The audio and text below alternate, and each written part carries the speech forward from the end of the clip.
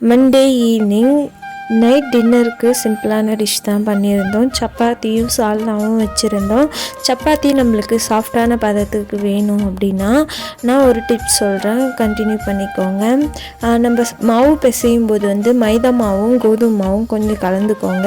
அப்புறம் நம்ம பிசையும் போது லைட்டாக ஆயில் சேர்த்துக்கோங்க. லைட்டாக உப்பு சேர்த்து நம்ம பிசையும் போது நல்ல சாஃப்டான பதத்துக்கு பிசைஞ்சு ஒரு 2 மணி நேரம் ஊற வச்சுட்டு அதுக்கப்புறம் நம்ம தேய்ச்சி சுட்டோம் அப்படின்னா நல்ல ஒரு சாஃப்டான பதத்துக்கு வரும்.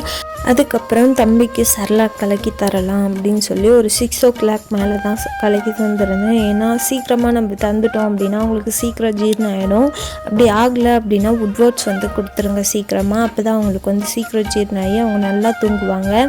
எந்த சாப்பாடு கொடுக்குறதுனாலையும் 6 o'clock மேலே கொடுக்காதீங்க, 6 o'clock கொடுத்துருங்க. ஓட்ஸ் கஞ்சி எப்படி செய்யுதுன்னு இன்னொரு வீடியோவில் சொல்கிறேன். அது வரைக்கும் பாய்.